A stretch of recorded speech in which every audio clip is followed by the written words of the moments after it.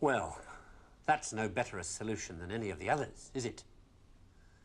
So, in the end, have we learned anything from this look at why the world turned out the way it did that's of any use to us in our future? Something, I think. That the key to why things change is the key to everything. How easy is it for knowledge to spread?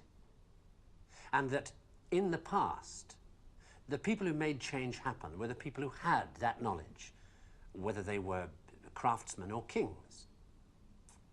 Today, the people who make things change, the people who have that knowledge, are the scientists and the technologists who are the true driving force of humanity. And before you say, what about the Beethovens and the Michelangelos? Let me suggest something with which you may disagree violently.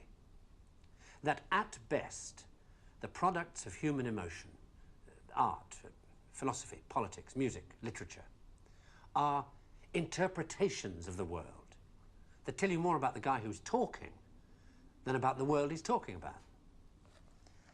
Second-hand views of the world, made third-hand by your interpretation of them. Things like that, as opposed to this. Know what it is? It's a bunch of amino acids, the stuff that goes to build up a worm or a geranium or you. This stuff's easier to take, isn't it? Understandable. Got people in it. This scientific knowledge is hard to take because it removes the reassuring crutches of opinion, ideology, and leaves only what is demonstrably true about the world.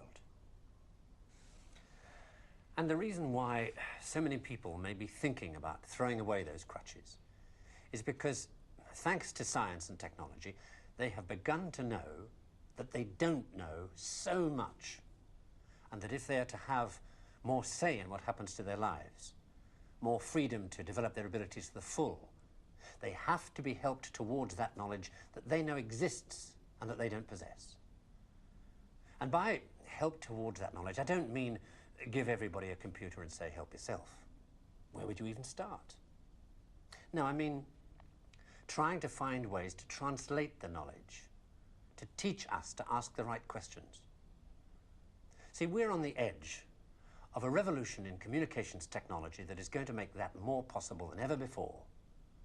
Or, if that's not done, to cause an explosion of knowledge that will leave those of us who don't have access to it as powerless as if we were deaf, dumb, and blind.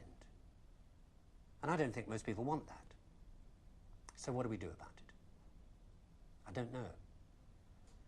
But maybe a good start would be to recognize within yourself the ability to understand anything, because that ability is there, as long as it's explained clearly enough. And then go and ask for explanations. And if you're thinking right now, what do I ask for? Ask yourself if there's anything in your life that you want changed. That's where to start.